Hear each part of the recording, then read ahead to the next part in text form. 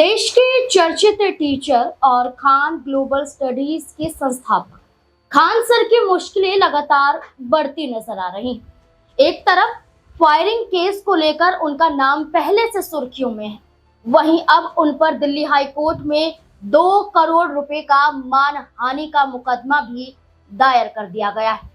आपको बता दें कि आज तक की मैनेजिंग एडिटर अंजना ओम कश्यप और टीवी टुडे ग्रुप की ओर से दाखिल इस याचिका ने पूरे विवाद को नया मोड़ दे दिया है। आरोप है कि सोशल मीडिया और डिजिटल प्लेटफॉर्म पर की गई कुछ टिप्पणियों और वीडियो के जरिए उनकी छवि को नुकसान पहुंचाया गया, ऐसा अंजना ओम कश्यप का कहना है। इस मामले में खान सर के साथ साथ कई अन्य टीचर्स के नाम भी शामिल है।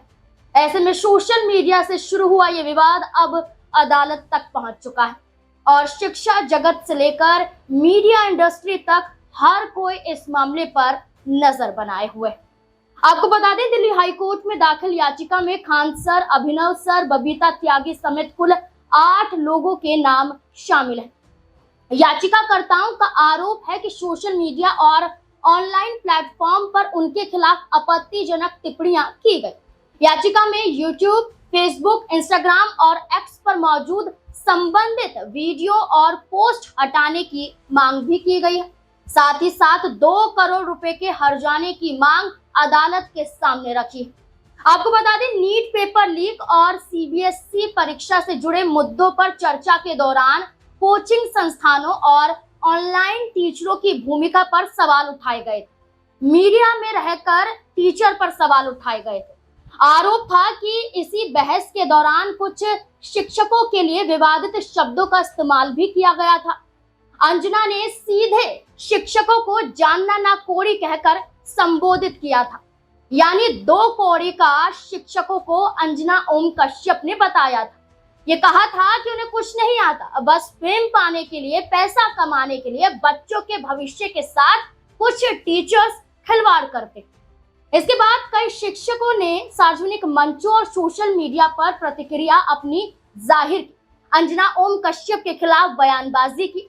सोशल मीडिया पर छिड़ी बहस विवाद बढ़ने के बाद खान सर समेत कई शिक्षकों के वीडियो और बयान सोशल मीडिया पर तेजी से वायरल होने लगे। यूट्यूब, फेसबुक, इंस्टाग्राम और एक्स पर इस विवाद से जुड़े वीडियो, पोस्ट और मीम्स बड़ी संख्या में शेयर किए गए। देखते ही देखते ये मामला शिक्षा और मीडिया से जुड़ी राष्ट्रीय बहस का बड़ा हिस्सा बन गया। ये एक नया मामला है जो खान सर के साथ जुड़ गया है। बयानबाजी के जरिए शुरू हुआ था लेकिन अदालत तक पहुंच जाता है। इससे पहले खान सर फायरिंग मामले में फंसे हुए हैं, जहां पूरी तरह से उनकी छवि खराब होती जा रही है। आपको बता दें कि खान सर जो बच्चों को पढ़ाते हैं उन पर ही आरोप लगे। गिरफ्तारी का खतरा अब खान सर के ऊपर बना हुआ है। आपको बता दें, 6 जून को पटना सिविल कोर्ट में उनके सरेंडर करने की अटकलें भी लगाई जा रही। हालांकि दिन भर चली चर्चाओं के बावजूद ना तो उन्होंने आत्मसमर्पण यानी कि सरेंडर किया और ना ही उनके वकील की ओर से अग्रिम जमानत की कोई याचिका दाखिल की गई। उम्मीद जताई जा रही है कि 8 जून यानी कि सोमवार को इस मामले में कोई बड़ा अपडेट सामने आ सकता है। इस मामले में पुलिस लगातार उनकी तलाश में जुटी हुई है।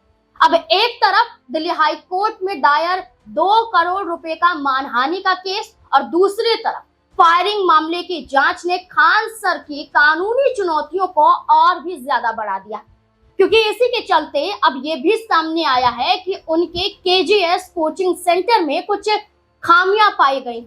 इसको लेकर बिहार फायर टीम की तरफ से साफ चेतावनी दी गई है कि नियमों का पालन नहीं हुआ है इस कोचिंग सेंटर में। अगर ये पाया जाता है, पुष्टि के दौरान, जांच के दौरान अगर पुष्टि होती है तो कोचिंग को सील तक कर दिया जा सकता है, ऐसा कहा जा रहा है। कहा जा रहा है कि खान सर के केजीएस कोचिंग सेंटर में फायर सेफ्टी का अनुपालन नहीं होने का मामला सामने आया है, जिसको देखते हुए बिहार फायर टीम सेवा के डीआईजी मनोज कुमार ने इसकी जानकारी दी है। उन्होंने बताया है कि केजीएस कोचिंग सेंटर में फायर सेफ्टी को लेकर कमियां पाई गई हैं और इनको दूर करने का निर्देश दिया गया है। अधिकारी ने आगे कहा है कि अगर कमियों को दूर नहीं किया गया तो केजीएस कोचिंग सेंटर को सील करने समेत अन्य तरह की कार्यवाही जिला फायर टीम से जुड़े अधिकारी कर सकते। केजीएस कोचिंग सेंटर का फायर सेफ्टी सर्वे क्यों नहीं हुआ है, ये सवाल पूछा जा रहा है। ये फिलहाल सामने नहीं आ पाया है कि आखिरकार इसके पीछे की वजह क्या है, लेकिन बीते दिनों बिहार के मुजफ्फरपुर के हॉस्पिटल में भीषण आग लगने के बाद और आईसीयू में जो आग लगी और जिस तरह से लोगों की जान गई, इसके बाद बिहार में फायर टीम जो है वो ज्यादा सक्रिय हो गई और इसके बाद प्रशासन हरकत में आ गई। बता दें कि इसी सिलसिले में खान सर के ग्लोबल स्टडीज के जो सेंटर है, कोचिंग सेंटर है, उस पर भी गाज गिरने की नौबत आ रही है। अब ये कहा जा रहा है कि पटना में 2 सेंटर हैं खान सर के, इसमें एक बोरिंग रोड, दूसरा मुसलहपुर हाट में स्थित है। यहीं पर फायरिंग कांड का मामला भी देखा गया था। अब इसी के चलते कहा जा रहा है कि अब सील करने की नौबत तक आ सकती है। अब इस सिलसिले में पूरे मामले को लेकर चर्चा करें तो ये पूरा विवाद जो है 2 जून को शुरू हुआ था। 2 जून को खान सर की कोचिंग के बाहर हंगामा, पथराव और फायरिंग की घटना सामने आई। दावा किया गया था कि ज्ञान कोचिंग सेंटर की तरफ से खान सर की कोचिंग पर हमला किया गया और गोलीबारी की गई, लेकिन फिर वीडियो सामने आए, सीसीटीवी फुटेज सामने। पुलिस ने बताया कि वीडियो में खान सर के कोचिंग संस्थान के 2 गार्ड फायरिंग करते हुए दिखाई दे रहे हैं। इसके बाद दोनों गार्ड को हिरासत में ले लिया जाता है और उनके हथियार जब्त कर जांच शुरू कर दी जाती है। गार्ड से जब पूछा जाता है तो उनके जरिए ये कहा जाता है कि उन्होंने जो कुछ भी किया खान सर के निर्देश पर किया, यानी कि जो फायरिंग की गई वो खान सर के निर्देश पर की गई, जिसके चलते एफआईआर दर्ज हो जाती है, जिसमें 2 गार्ड्स का नाम तो शामिल है, इसमें खान सर का नाम भी शामिल हो जाता है। दोनों गार्ड के पकड़े जाने के बाद अब खान सर पर गिरफ्तारी की तलवार लटकी हुई है। इस बीच खान सर के चाचा सामने आते हैं, उनके खिलाफ मोर्चा खोलते हुए दिखाई देते हैं। यूपी के देवरिया में रहने वाले निसार अहमद ने खान सर की डिग्री को लेकर बड़ा सवाल खड़ा कर दिया। उनका कहना है कि खान सर की डिग्री है वो फर्जी। निसार अहमद ने कहा खान सर के पास कोई खास शैक्षणिक योग्यता नहीं, उसकी सारी डिग्री फर्जी है, वो बस बोलने में माहिर है और अपनी बोलने की क्षमता से ही अपनी आजीविका चला रहा है। इससे पहले खान सर के एक और चाचा सामने आए थे, मोहम्मद इमरान। उन्होंने कहा कि वे शिक्षा माफिया हैं, यानी कि खान सर को शिक्षा माफिया बताया गया। साथ ही ये भी दावा किया गया कि खान सर गंदे नेचर के इंसान हैं और ऑनलाइन क्लासेस के जरिए छात्रों को धोखे में रखने का काम करते हैं। अगर उनकी कोचिंग से 10 बच्चे पास होंगे तो उसको 20 बताता है, वहीं फायरिंग कराया होगा उसको सजा मिलनी चाहिए। अब इस पूरे मामले में टीचर पर हत्या की कोशिश और आर्म्स एक्ट के तहत केस दर्ज कर लिया गया है। खान सर गिरफ्तारी से बचने के लिए अग्रिम जमानत लेने की तैयारी में है, ऐसा कहा जा रहा है। शनिवार को यानी कि 6 जून को उनके वकील अरविंद महुआर ने बताया था कि खान सर के सरेंडर करने का कोई चांस है ही नहीं, उन्हें बेल लेने की जरूरत पड़ सकती है। मेरे क्लाइंट की वजह से फायरिंग नहीं हुई। पुलिस ने एफआईआर में जो लिखा है वो बहुत गलत लिखा है, एफआईआर में कुछ भी लिख दिया है। खान सर ने ऐसा कोई बयान दिया ही नहीं है कि गोली चलाओ मैं देख लूंगा।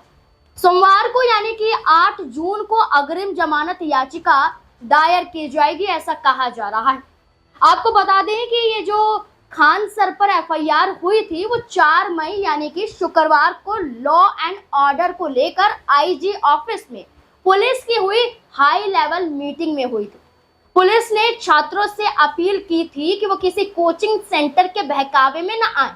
ये भी बताया गया था कि हमले वाले दिन खान सर ने पुलिस की जमकर तारीफ की थी।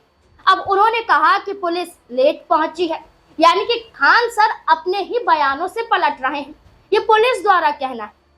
ये तक कहा गया कि खान सर पहले तारीफ कर रहे थे, उसके बाद फिर मुकरते हुए नजर आते हैं।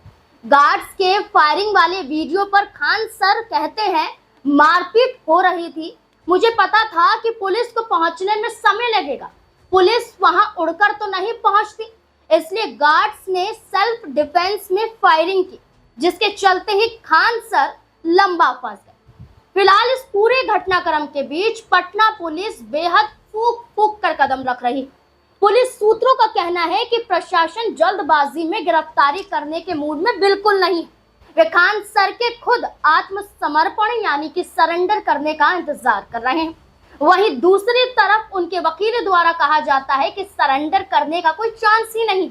अब कानून व्यवस्था को ध्यान में रखते हुए पुलिस सोमवार तक स्थिति पर पूरी नजर बनाए रखे हुए देखना होगा कि 8 जून को क्या होगा। लेकिन इस बीच में ये भी चर्चा करनी जरूरी हो जाती है कि जिन धाराओं के तहत खान सर फंसे हैं, क्या आने वाले समय में इन धाराओं के तहत खान सर लंबा और फंस सकते हैं।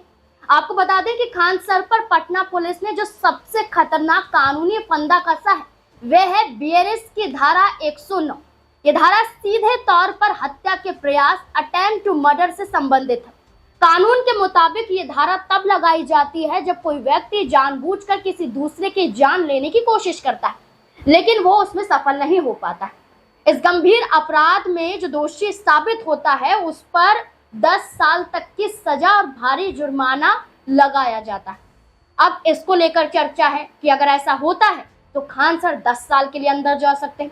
इसके साथ साथ गोलीबारी की इस घटना के कारण खान सर पर आर्म्स एक्ट की कई धाराओं को भी जोड़ा गया है। पुलिस ने मामले में आर्म्स एक्ट की धारा 25, 9, 27 और 35 के तहत केस दर्ज किया है। आर्म्स एक्ट की धारा 25 के तहत सार्वजनिक स्थान पर हथियार के अवैध प्रदर्शन या इस्तेमाल पर अधिकतम 2 साल की सजा का प्रावधान है। वहीं धारा 27 के तहत खतरनाक हथियार का इस्तेमाल करने पर कम से कम 3 साल की कैद हो सकती है। आप खुद ही अंदाजा लगा सकते हैं कि अगर ये तमाम धाराओं को जोड़ लिया जाए तो कितनी साल तक की सजा यहाँ पर खान सर को हो सकती है। इस मामले का एक और पेचीदा पहलू आर्म्स एक्ट की धारा 35 से जोड़कर देखा जा रहा है, जो संयुक्त जिम्मेदारी से जुड़ी हुई है। इसका मतलब यह है कि अगर किसी परिसर में हिंसा या फायरिंग होती है तो वहां के संचालक यानी कि जो मुखिया होता है, उस सेंटर को चलाने वाला होता है, उस पर बहुत बड़ा मुकदमा दर्ज होता है। धारा जो लगाई जाती है इससे लंबी सजा यहाँ पर मिलती है। जो मुख्य व्यक्ति होता है उस पर अपराध के लिए बराबर का जिम्मेदार उसे माना जाता है। यानी कि सिर्फ इस दौरान देखा जाए तो सिर्फ खान सर के गार्ड्स ही नहीं बल्कि मालिक के तौर पर खान सर भी उतने ही जिम्मेदार माने जाएंगे। इसी वजह से कोचिंग संस्थान के मुखिया होने के नाते खान सर पर यह धारा लगाई जा सकती है। जो लगाई गई है अगर ये प्रूफ हो जाती है तो लंबा मामला फंस सकता है, उनकी मुश्किलों को दोगुना कर सकता है। इस मामले में खान सर की सबसे बड़ी चिंता ये भी है कि उन पर लगी ज्यादातर धाराएं पूरी तरह से गैर जमानती यानी कि जहां बेल नहीं हो सकती है, जहां पुलिस सीधे तौर पर गिरफ्तार कर सकती है। और इसी के चलते अब खान सर फंस चुके हैं। अब देखना होगा कि सोमवार को यानी कि 8 जून को क्या होगा। इस पूरे मामले में जिस तरह से मैंने आपको बताया, इसमें कुछ बातें मैं अपनी भी जोड़ना चाहूंगी। जैसे कि कई लोग खान सर को दोषी मान रहे हैं, ये कह रहे हैं कि जो कुछ भी किया है वो खान सर ने किया है, उनके इशारों पर ये करवाया गया है, वो फर्जी हैं, वो किसी और को आगे बढ़ने नहीं देना चाहते हैं। ये आरोप लगाया गया कि खान सर चाहते हैं कि जो भी बच्चे हैं वो सिर्फ और सिर्फ उनके कोचिंग सेंटर में आए। लेकिन दूसरा पक्ष ये कह रहा है कि खान सर को फंसाया जा रहा है।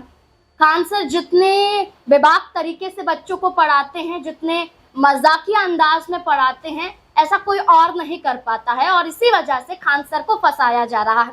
अब परिवार पक्ष के लोग भी सामने आ जाते हैं, चाचा लोग उनकी बुराई करते हैं, ये पारिवारिक मतभेद भी हो सकता है। लेकिन यहाँ अभी तक कुछ तय नहीं हुआ है और हम भी कहेंगे तय नहीं हुआ है तो यहाँ जज नहीं किया जा सकता। अभी सिर्फ खबरों के आधार पर यह बताया जा रहा है कि खान सर ने क्या कहा, फिर क्या हुआ, सीसीटीवी में क्या दिखाया गया, ये तमाम चीजें सामने आई हैं। अब देखना होगा कि 8 जून को क्या होगा। यहाँ तो हमने अपनी राय रखी कि हम ना तो खान सर को गलत कह रहे हैं ना पूरी तरह से सही ठहरा रहे हैं, लेकिन अब तक की जो छवि खान सर की दिखाई दी जाती है वो यही बताती है कि खान सर ईमानदार हैं और ईमानदारी के रास्ते पर चलते हैं। लेकिन अब अदालती कार्यवाही में क्या फैसला आएगा ये निर्भर अदालत पर ही करता है। लेकिन इस मुद्दे को लेकर और खान सर पर लगे आरोपों को लेकर आपको क्या लगता है, अपनी राय भी हमारे साथ जरूर शेयर करें। धन्यवाद।